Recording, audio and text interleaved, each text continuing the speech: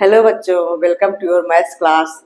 तो बच्चों, आज मैं 9th क्लास का चैप्टर 1 एक्सरसाइज 1.3 का क्वेश्चन नंबर 3 से स्टार्ट कर रही हूँ।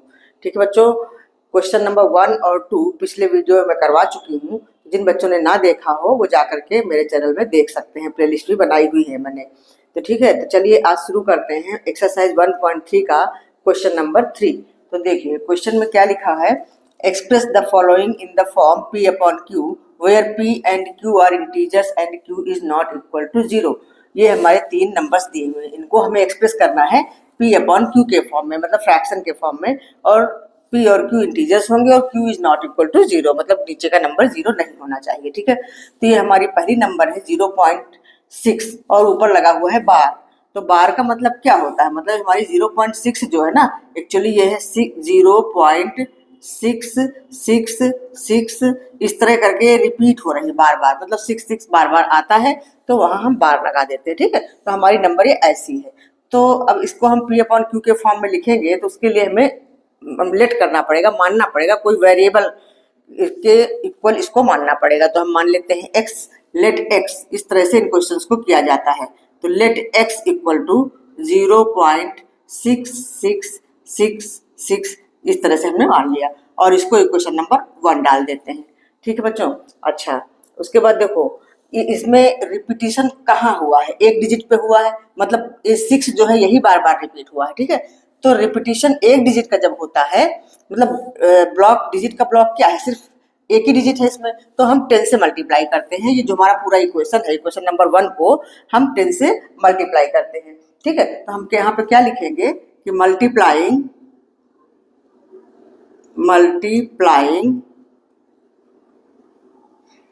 Equation 1 bye 10। हम 10 से मल्टीप्लाई कर लेते हैं। 10 से मल्टीप्लाई करेंगे तो x हमारा क्या हो जाएगा 10x और इक्वल टू, अगर इसको हम 10 से मल्टीप्लाई करते हैं तो जो पॉइंट वाली नंबर होती है तो एक डिजिट आगे शिफ्ट हो जाता है हमारा पॉइंट 10 से मल्टीप्लाई करने पर, मतलब ऐसा हो जाएगा ये इस टाइप का 6.6666 इस तरह। ठीक है, ये हो जाएगी। तो अब इसको हम इक्वेशन नंबर 2 डाल देते हैं। ठीक, अब क्या करेंगे इसमें हम, अब इक्वेशन 2 से इक्वेशन 1 को सब्ट्रैक्ट करेंगे।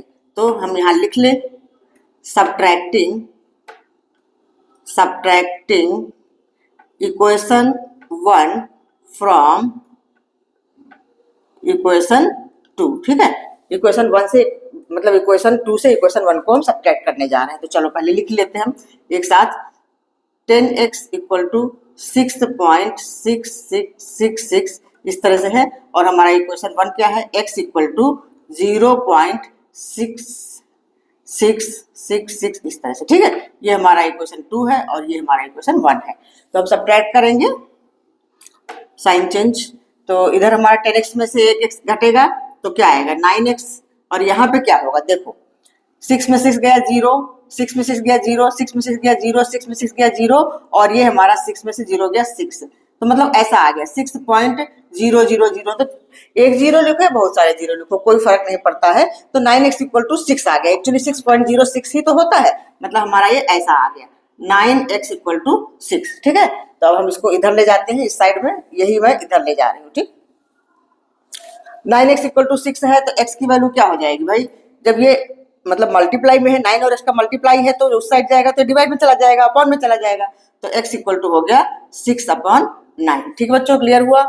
तो अभी देखो ये हमारा 3 से डिविजिबल है दोनों नंबर, तो इसको छोटा कर लेते हैं। 3 2 जा 6 और 3 3 जा 9, मतलब 2/3 हो गया। तो x की वैल्यू क्या आ गई 2/3। ठीक है, क्लियर हुआ, समझ में आया।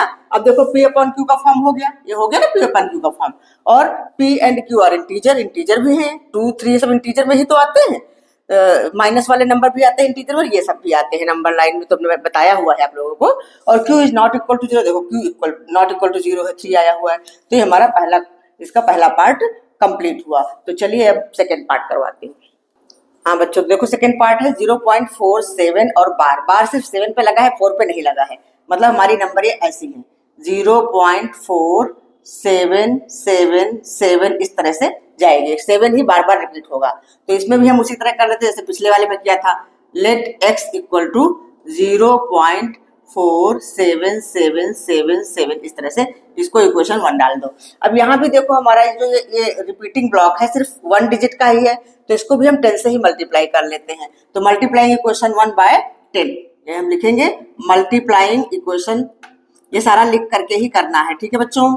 मल्टीप्लाइंग इक्वेशन 1 बाय 10, 10 से मल्टीप्लाई कर लेंगे तो हमारा ये हो जाएगा 10x इक्वल टू, अब 10 से मल्टीप्लाई करेंगे तो हमारा डेसिमल यहाँ शिफ्ट हो जाएगा, मतलब ऐसा हो जाएगा 4.7777 ऐसा हो जाएगा। इसको हम इक्वेशन नंबर 2 डाल देते हैं, फिर उसी तरह से करेंगे, फिर सब्ट्रैक्ट करेंगे हम, सब्ट्रैक्टिंग इक्वेशन 1 फ्रॉम 2। तो ये सारा लिख लिख के करना है, इसलिए मैं लिख लिख के बता रही हूँ। सब्ट्रैक्टिंग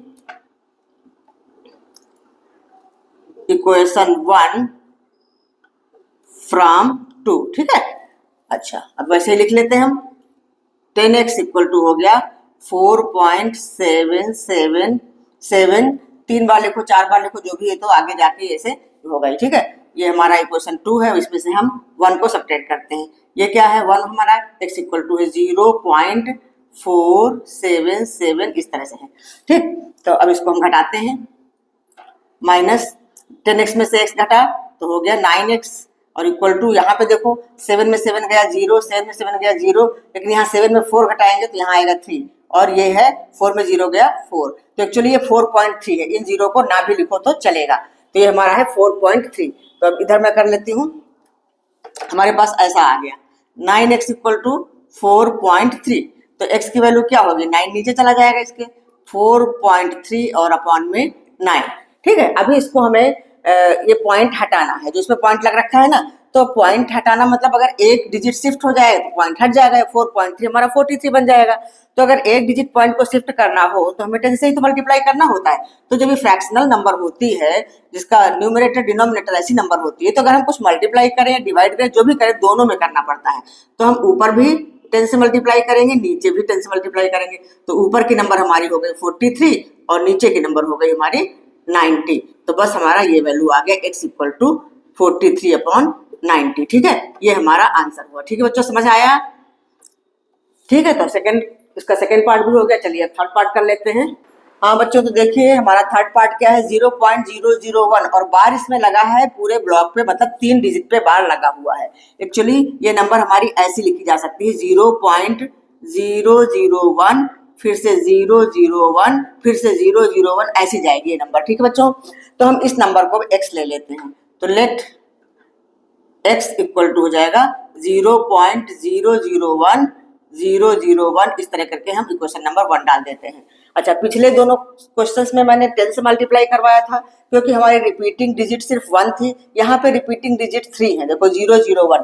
तो जब जितनी डिजिट होती है उतने ही जीरो वाली नंबर से हम मल्टीप्लाई करते हैं। अगर हमारे रिपीटिंग ब्लॉक 2 डिजिट का है तो हम 100 से मल्टीप्लाई कराएंगे, रिपीटिंग ब्लॉक 3 डिजिट का है तो हम 1000 से मल्टीप्लाई कराएंगे। तो हम इस इक्वेशन नंबर 1 को 1000 से मल्टीप्लाई करवाते हैं, ठीक है। तो हम लिखेंगे मल्टीप्लाइंग इक्वेशन 1 बाय 1000, ठीक है। 1000 से मल्टीप्लाई करवा रहे हैं, तो हमारा x बन जाएगा 1000 इक्वल टू, अब 1000 से मल्टीप्लाई कराने का मतलब क्या, ये हमारा डेसिमल शिफ्ट हो गया 3 डिजिट के आगे। जब डेसिमल यहाँ शिफ्ट हो गया तो इन जीरो का कोई मतलब नहीं, मतलब ऐसा आ गया 1.001 इस तरह से आ गए नंबर, ठीक है बच्चों, समझ आया। ये हमारा 1 इधर चला गया, इसको हम इक्वेशन नंबर 2 डाल देते हैं। अब फिर वही सब्ट्रैक्ट करेंगे, सब्ट्रैक्टिंग इक्वेशन 1 फ्रॉम 2, ये तो मैं लिखना बता चुकी हूँ, इसी तरह से लिखना है सब्ट्रैक्टिंग इक्वेशन 1 फ्रॉम 2। चलो मैं बार बार हर सवाल में बता रही हूँ कि आप लोगों से गलती ना हो, लिखना है, लिख के करना है। तो सब्ट्रैक्ट करेंगे तो 1000 x यहाँ पे होगा, तो हमारा हो गया 1000x इक्वल टू 1.001, ये हमारा इक्वेशन 2 है। अब 2 में से हम सब्ट्रैक्ट कर रहे हैं 1 को, तो x इक्वल टू हो जाएगा 0.001, इक्वेशन 1 हो गया। अब इसको हम सब्ट्रैक्ट करते हैं तो क्या आता है, 1000 में अगर 1 हम माइनस करेंगे, 1x है ना ये, तो 999x इक्वल टू आ गया 1 आ गया ना, 1 में से 0 घटाया 1, और ये सारा तो घट के हमारा 0 ही हो जाना है, ठीक है बच्चों, ये तो घट के हमारा 0 ही हो जाना। x जरा ढंग से बना दूं, x लिखना ही भूल गई थी। ठीक है, तो अब x की वैल्यू क्या हो जाएगी, ये 999 अपॉन में आ जाएगा, बस इधर हम कर लेते हैं। तो x इक्वल टू क्या हो जाएगा, 1/999, ये हमारा आंसर हुआ। ठीक है बच्चों, क्लियर हुआ, समझ आया? तो हमारा एक क्वेश्चन नंबर 3 कंप्लीट हुआ। तो चलिए क्वेश्चन नंबर 4 कर लेते हैं। हाँ बच्चों, तो ये क्वेश्चन नंबर 4 है। इसमें देखो क्वेश्चन में क्या बोला है, एक्सप्रेस 0.99999 मतलब चला जा रहा है पूरा, तो in the form p upon Q, ये बढ़ते ही चला जा रहा है। तो are you surprise by your answer, तो क्या आप अपने आंसर से सरप्राइज हो? तो चलिए पहले हम निकालते हैं, देखते हैं क्या आंसर आता है, कैसे सरप्राइज होंगे। With your teacher and classmates discuss why the answer makes sense, तो अपने टीचर्स और क्लासमेट से आप डिस्कस करिए कि ये आंसर कैसे सेंस बनाता है, क्या सेंस है इसका, मतलब ये आंसर का एसेंस सही है या नहीं। ठीक है, ये हमको डिस्कस करना है, आप लोगों को करना है। तो देखो हमारा ये जो है क्वेश्चन है, इसको हमें p अपॉन क्यू के फॉर्म में लिखना है, ये है ऐसा। तो ये हम देख रहे हैं ये है क्या, एक्चुअली वही है जैसे अभी हम पीछे वाले में करते आए हैं, 0.9 के ऊपर बार। ठीक है, ऐसा ही है। तो अभी हम इसको भी उसी तरह से मान लेते हैं जैसे पीछे वाले क्वेश्चंस करे हैं, इसके पहले वाले। तो लेट x इक्वल टू 0.9999, चाहे कितनी बार लिख लो इसको, मतलब आगे बढ़ते जाना है। ये हमारा क्वेश्चन नंबर 1 हो गया। अब देखो यहाँ पे हमारी कौन सी डिजिट रिपीट हो रही है, 9, एक ही डिजिट रिपीट हो रही है ना, तो बस अब दोनों को हम 10 से मल्टीप्लाई करेंगे। तो ये आप लोग लिख लेना, मल्टीप्लाइंग इक्वेशन, ये सारा लिख लेना, ये मैं ऐसे शॉर्ट मल्टीप्लाइंग इक्वेशन 1/10। ठीक है, तो हमारा अगला इक्वेशन बन जाएगा 10x इक्वल टू, ये हमारा पॉइंट शिफ्ट हो गया, ये हो जाएगा 9.999, जितने बार भी 5 बार है पॉइंट के बाद, तो चलो हम 5 बार लिख लेते हैं। ये हमारा इक्वेशन 2 हो गया। फिर सब्ट्रैक्टिंग इक्वेशन 1, यहाँ पे आपको लिखना है सब्ट्रैक्टिंग इक्वेशन 1 फ्रॉम 2, बस उसी तरह से मैं इस बार ये पूरा लिख नहीं रही हूँ, 3 क्वेश्चंस में लिख के बता दिया, आप लोग कर लेना। ठीक है, तो 10x इक्वल टू है 9.99999, ये हमारा इक्वेशन 2 हुआ। अब इसमें से हम घटाएंगे इक्वेशन 1, तो x इक्वल टू 0.99999, ऐसा उसको हम घटाते हैं तो क्या आएगा भाई, इधर तो 9x आएगा और यहाँ क्या आएगा, ये सारे देखो 99 घट करके 0 हो जाएंगे, खाली इस 9 में से 0 घटाएंगे तो ये आएगा 9.000, तो 9.10 ही लिखना काफी, मतलब 9x इक्वल टू आ गया 9। तो अब हम इधर देखो इसको इस साइड ले जाते हैं, 9x इक्वल टू क्या आ गया 9, इसका मतलब x की वैल्यू क्या हो जाएगी 9/9, 9/9 मतलब 1, x की वैल्यू 1 के इक्वल आ गई, मतलब 0.999 जो है 1 के इक्वल। अब हमसे पूछा गया are you surprise by your answer, हाँ भाई सरप्राइज है, यहाँ तो 0.999 दिखा रहा था, यहाँ 1 आ गया। ठीक है, तो ये सेंस कैसे मेक कर रहा है, तो आंसर मेक सेंस बिकॉज ये जो हमारी नंबर दी हुई है इज नियरली इक्वल टू 1। तो इसको आपको एक लाइन में लिख लेना है, ये जो हमारा आंसर मेक्स सेंस बिकॉज ये हमारा जो है 0.99999 इज, पहले यहाँ पे हमें डॉट डॉट भी लगाने हैं, डॉट डॉट लगा के तब is nearly equal to, nearly इस तरह से लैंग्वेज आपको ऐसी भी लिख सकते हो, nearly equal to 1, equal to 1। देखो इसकी वैल्यू 1 आ गई ना, इसका आंसर क्या आया 1 आया, ये आंसर आ गया 1। तो यही answer makes sense because 0.9999 is nearly equal to 1, या और किसी भी लैंग्वेज लिख सकते हो, या लिख सकते हो इज वेरी क्लोज टू 1, या ऐसा लिख सकते हो, इसको ऐसा भी लिख सकते हो, और 0.99999 is very close to 1, very close to 1, क्योंकि हमारा आंसर ये 1 आया है। तो इससे हमें पता चलता है कि इतने सारे 99 जा रहे हैं, तो मतलब बिल्कुल 1 के पास है, बिल्कुल करीब पहुंच गए, लगभग 1 ही मान लो इसको। ठीक है, अब ये आप सरप्राइज हुए हो कि नहीं हुए हो, ये अपने हिसाब से आप लोग आंसर दे देना। इसका मैंने जो मेक सेंस है ये मैंने लिख दिया, इस तरह की लैंग्वेज आप लिख करके इसको कंप्लीट कर सकते हो क्वेश्चन को। ठीक है बच्चों, समझ में आया? तो आप लोग नोट डाउन कर लीजिए, फिर मैं अगला क्वेश्चन करवाती हूँ, क्वेश्चन नंबर 5। हाँ बच्चों, ये क्वेश्चन नंबर 5 है। इसमें क्या पूछा गया है, what can the maximum number of digits be in the repeating block of digits in the decimal expansion of 1/17, perform the division to check your answer. हमें बताना है कि इसमें जो रिपीटिंग ब्लॉक है कितने डिजिट का होगा, डेसिमल एक्सपेंशन अगर 1/17 का करेंगे, तो इसमें बोला है कि इसमें डिवाइड करके आपको बताना है, आपको चेक करना है। तो चलिए हम डिवाइड करते हैं 1 को 17 से। चलो यहाँ पे हमने ले लिया 1, इधर ही ले ले, तो लंबा जाएगा ये। यहाँ ले लिया 1 और इसको हम 17 से डिवाइड करने जा रहे हैं, और इसका जो हमारा क्वोशिएंट है हम ऊपर लिखेंगे, ठीक है। तो चलो अभी देखो यहाँ 1 है, 17 से बहुत छोटा है, तो सबसे पहले हम इसमें डेसिमल डालेंगे पॉइंट, तो हमें 1 0 मिलेगा, लेकिन अभी भी 17 से डिविजिबल नहीं है, तो हमको यहाँ पे 1 0 डालना पड़ेगा, तब फिर हमें 1 0 और मिलेगा। ठीक है बच्चों, इतनी बात क्लियर हुई, ये समझ में आया कि 1 0 से तो काम बन नहीं रहा था, इसलिए हमें 1 0 यहाँ और डालना पड़ा, तो हमको मिल गया 100। अब हम 17 का टेबल ऐसे पढ़े कि 100 से कम आए, तो 17 5 जा 85, तो यहाँ पे हमारा हो गया 5, यहाँ पे हमने लिख लिया 85। 100 में 85 घटाएंगे तो आएगा 15, और जब एक बार डेसिमल डल जाता है तो हमें 0 मिलते रहते हैं, 150 हो गया। तो अब 17 का टेबल हम ऐसे पढ़े कि 150 से कम आए, तो 17 का टेबल आप लोगों को आता होगा अगर तो ठीक है, नहीं तो 17 8 जा होता है 136, याद कर लो, टेबल याद करके रखो तो इजी रहेगा। 136, अब 136 घटेगा 150 में से तो आएगा 14, ठीक है। अब हमें 1 0 और मिल गया। अच्छा अभी फिर 8 बार ही जाएगा, क्योंकि 136 140 से कम है, तो हम यहाँ पे 8 लिख लेते हैं, तो ये आ जाएगा हमारा 136। अब 140 में 136 घटेगा तो आएगा 4, अब 4 के आगे 1 0 और डाल लेंगे, तो 17 2 जा 34, 17 दूनी 34, तो यहाँ पे आएगा 2। ये वाला 8 जरा ठीक से बना लूं, तो ये आ जाएगा हमारा 34।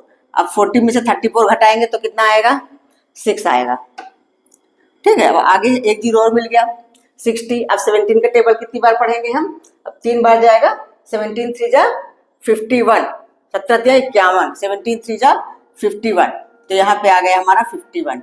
अब इसमें से 51 घटाएंगे तो 9 आएगा, फिर 0 मिलेगा, 90 हो गया। अब 17 25 85, मतलब 17 5 जा 85, 5 बार चला गया 85, 90 में से 85 घटेगा तो आएगा 5, 1 0 और लेंगे तो 50 आ गया। तो कितनी बार जाएगा, 2 बार ही जाएगा है, 3 बार तो 51 हो जाएगा, 51 हो जाएगा, तो हमारा आ जाएगा अब ये 17 2 जा 34, 17 2 जा 34। अब 34 घटेगा, अगर 50 में से 34 हम घटाएंगे तो कितना आएगा, 16 आएगा, ठीक है 16। अब 1 0 हमें और मिल जाएगा, तो हो जाएगा 160।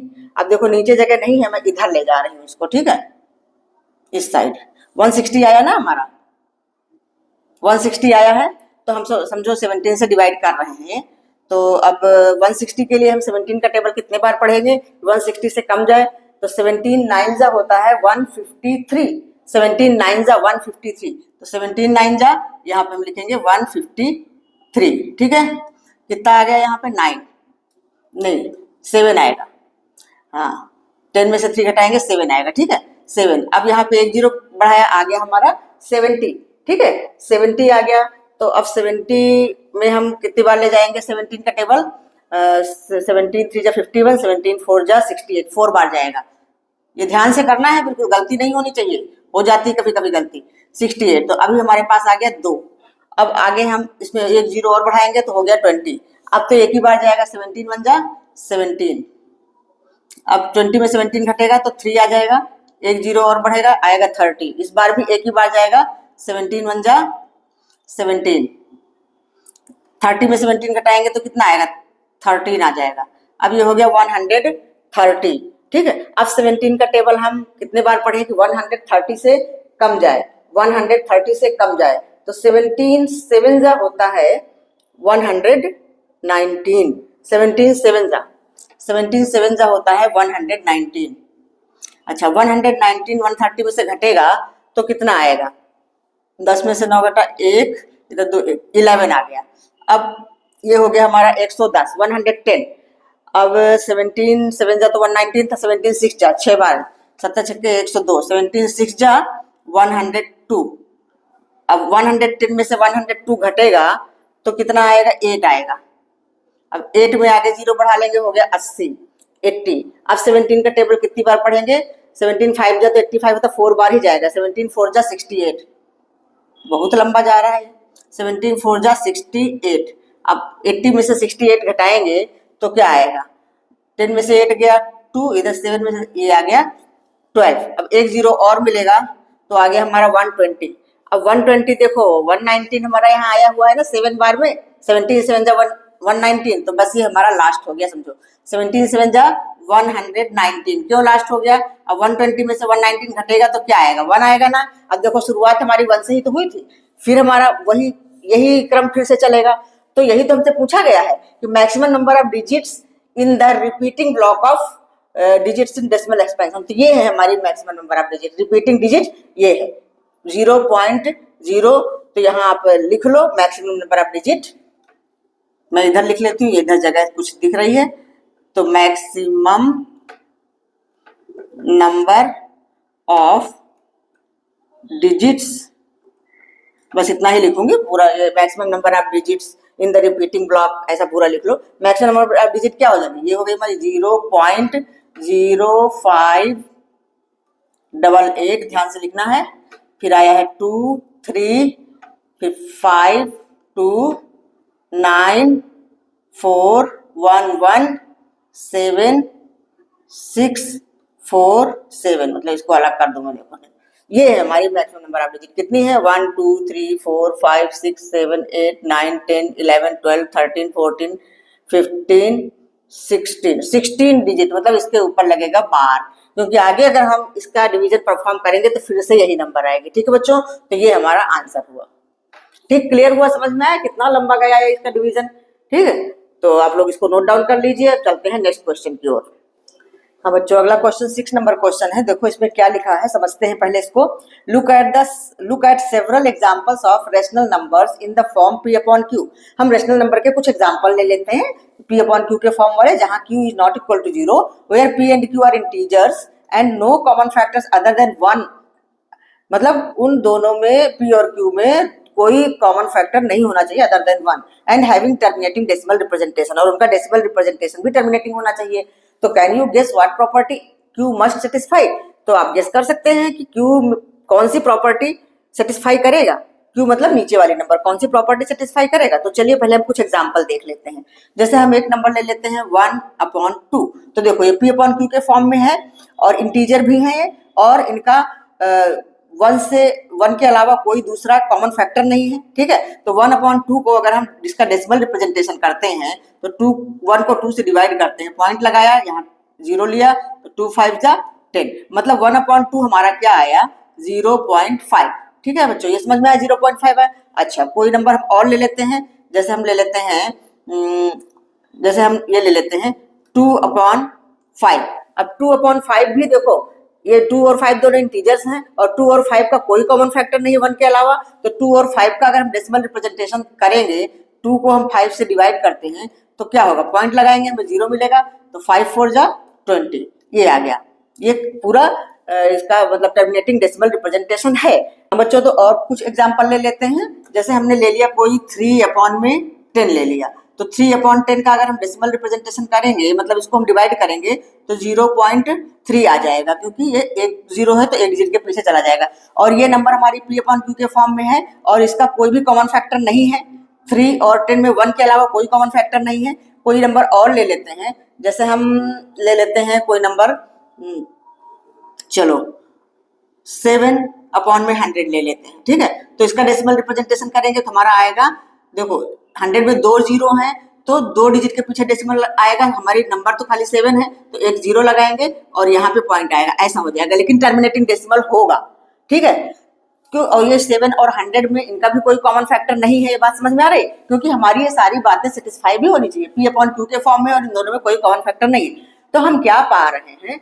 हम ये देख रहे हैं कि देखो ये तो 2 और 5 ये तो प्राइम नंबर है, लेकिन 10 हमारी प्राइम नंबर नहीं है। 10 के अगर हम फैक्टराइजेशन करेंगे तो 5 × 2 आ जाएगा। इसी तरह से 100 का अगर हम फैक्टराइजेशन करेंगे तो ये भी हमारा आ जाएगा 2 देखो 100 के फैक्टराइजेशन करेंगे तो 2 × 2 और × 5 × 5 ऐसा हो जाएगा। फैक्टराइज करोगे तो ऐसा आएगा, देखो 2 दूनी 4, 4 पंचे 20, 20 पंचे 100। ठीक है, तो हमने ये क्या देखा? एक चीज कॉमन देखी हमने कि इनका जो Q है या तो 2 होगा या 5 होगा, या फिर 2 और 5 दोनों होगा, मतलब या 2 और 5 की पावर्स होंगी। जैसे इसमें एक एक पावर है, मतलब 1 है तो एक पावर है, ये भी हमारा 1 पावर में है, 1 पावर में। लेकिन यहाँ पे 100 का जो फैक्टराइजेशन किया तो 2 की पावर 2 और 5 की पावर 2 आई। इसी तरह से कोई और भी हम नंबर ले लें ऐसी कि जिनका कोई कॉमन फैक्टर ना हो तो वो भी टर्मिनेटिंग ही होगा, लेकिन ये चीज देखने को आप लोगों को मिलेगी कि वो 5 और 2 के रूप में उसका क्यू जो है नीचे वाला जो डिनोमिनेटर है 2 और 5 के रूप में आएगा। तो हमें ये प्रॉपर्टी इसकी पता चली है कि क्यू की क्या प्रॉपर्टी होगी। तो चलिए इसको हम लिखेंगे कैसे, तो बस हाँ, तो हम क्या लिखेंगे इसमें कि क्यू की कौन सी प्रॉपर्टी होनी चाहिए, तो हम लिखेंगे द प्राइम फैक्टराइजेशन ऑफ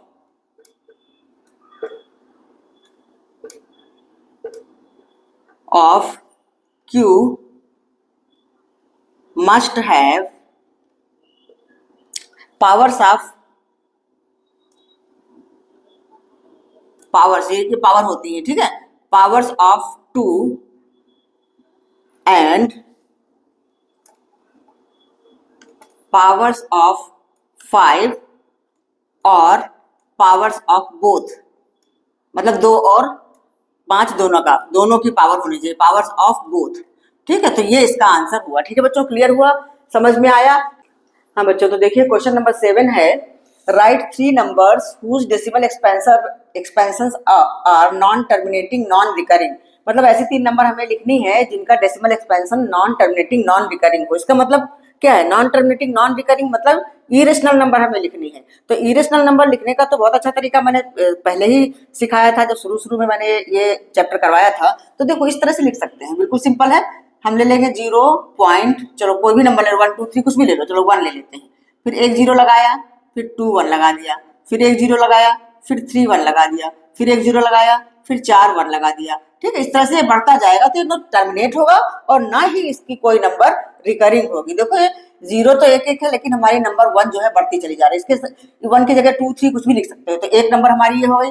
अब सेकंड नंबर, ये फर्स्ट नंबर हो गई। सेकंड नंबर भी आप थोड़ा सा अलग कर लो, जैसे 0.2 ले लिया, एक 0 लिया, फिर 2 ले लिया, 2 0 लिया, इस बार 0 हम बढ़ा रहे हैं, फिर 2 ले लिया, फिर 3 0 ले लिया, फिर 2 ले लिया, फिर 4 0 ले लिया, फिर 2 ले लिया, इस तरह से बढ़ती जाएगी। तो ये हो गई। अब तीसरी नंबर, ये भी इसी तरह से लिख लो, कैसे भी करके ऐसे लो, जैसे 0.03, पहले हमने 03 लिखा, फिर उसके बाद हम लिखेंगे 003, फिर लिखेंगे 0003, इस तरह से करके यहाँ 1 2 3 की जगह आप 4 5 6 कुछ भी डाल सकते हो, लेकिन ये सारी हमारी हो गई ये इरेशनल नंबर। इरेशनल नंबर ही तो होती है, नॉन टर्मिनेटिंग और नॉन रिकरिंग। ठीक है, तो ये सारी इरेशनल नंबर होती है, बस लिखने के लिए बोला है तो ये आप लिख करके ऐसे दिखा सकते हो। तो चलिए क्वेश्चन नंबर 8 कर लेते हैं। हाँ बच्चों, तो ये क्वेश्चन नंबर 8 है, इसमें बोला है find 3 different irrational numbers between the rational numbers 5/7 and 9/11। ये दो हमारी रेशनल नंबर दी हैं, इनके बीच में हमें 3 अलग अलग इरेशनल नंबर निकालनी है। तो सबसे पहले हम इनका डेसिमल एक्सपेंशन निकाल लेते हैं। तो हमारा 5/7 है, इसका डेसिमल एक्सपेंशन निकालेंगे, 5 को हम 7 से डिवाइड करेंगे तो क्या आएगा, यहाँ पे हम पॉइंट लगाएंगे, यहाँ 50 हुआ, 7 7 जा 49, ये आया 1, यहाँ पे 0, 7 1 जा 7, ये आया 3। बस इतना काफी है, और आगे करना चाहो तो और इसको लंबा कर लो, नहीं तो इतना ही छोड़ दो। 0.71 इसका हमारा डेसिमल एक्सपेंशन मिल चुका है। अब इसी तरह से 9/11 का भी हम डेसिमल एक्सपेंशन निकाल लेते हैं। तो 9 को हम 11 से डिवाइड करेंगे, तो यहाँ 0 पॉइंट हमें यहाँ पे 0 मिला, 11 8 जा 88, यहाँ पे 2 आया 0, फिर 11 1 जा 11, ये यहाँ पे आ गया हमारा 9, फिर वही आ गया 90, मतलब ये हमारा ऐसा ही जाएगा, फिर 8 बार जाएगा और फिर 1 बार जाएगा। तो इसको भी हम इतना ही ले लेते हैं। ठीक है, इतना इतना करके ज्यादा लंबा करने की जरूरत नहीं है, हमें 3 नंबर ही तो निकालनी है। अब हमारा ये 5/7 क्या हो गया, इसका डेसिमल एक्सपेंशन 5/7 हो गया 0.71, ऐसा हो गया। ठीक है, और 9/11 हो गया 0.81, बस 2 डिजिट काफी है, बहुत लंबा करने की जरूरत नहीं। इनके बीच में अगर इनको ध्यान से आप देखो तो 0.7 क्या, ये 71, ये 81, 71 और 81 के बीच में तो बहुत सारे नंबर निकल जाएंगे, 9 नंबर तो निकल ही जाएंगे। 72 73 74 72 72 73 74 75 76 77 78 79 और 80, 9 नंबर इनके बीच में है, और हमसे खाली पूछा है 3 नंबर। तो देखो हम ये 3 नंबर ऐसे लिखेंगे, 3 इरेशनल नंबर, कैसे भी करके लिख लो।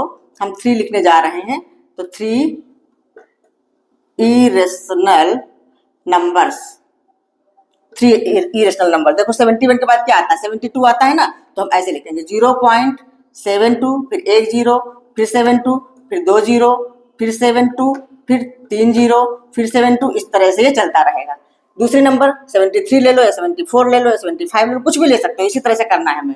दूसरी नंबर हम ले लेते हैं 73 0, 73 2 0, फिर 73 3 0, फिर 73, इस तरह से। तीसरी नंबर ले लेते हैं 0.74 ले लो या 75 ले लो, क्योंकि 9 नंबर आ रहे हैं, इनके बीच में 9 आ रहे हैं, तो 3 चाहे लगातार लिख लो या बीच की कोई ले लो। चलो हम 75 ले लेते हैं, 75 0, 75 0 0, 75 75 0 0 0 और 75। ठीक है बच्चों, क्लियर हुआ? तो इस तरह से हमें करना है, ज्यादा लंबा डिवाइड करने की जरूरत ही नहीं है। हमसे इरेशनल पूछा है तो इरेशनल का पैटर्न क्या होता है वो आप लोगों को पता है, इसी तरह से हम लिख सकते हैं। तो हमारी 3 इरेशनल नंबर्स इनके बीच की आ गई। तो अब चलिए एक लास्ट क्वेश्चन है 9 नंबर, वो भी हम कर लेते हैं।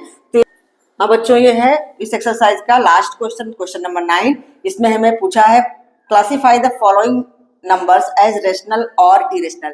ये नंबर्स दी हुई हैं, इनको हमें बताना है रेशनल है या इरेशनल है। तो सबसे पहली वाली नंबर हम देख लेते हैं, ये क्या है, √23। तो 23 एक प्राइम नंबर है ना, तो जब प्राइम नंबर रूट के अंदर होती है तो हमेशा इरेशनल ही होती है, तो ये हमारी हो जाएगी इरेशनल। ठीक है बच्चों, क्लियर हुआ? अच्छा, दूसरी नंबर हमारी है √225। इसको हम अगर स्क्वायर रूट निकालेंगे तो ये हमारा निकलेगा 15। तो ये रेशनल नंबर है, तो बस इसको हम लिखेंगे रेशनल। ठीक, तीसरी नंबर है हमारी 0.3796। ये भी देखने से ही रेशनल लग रही है भाई।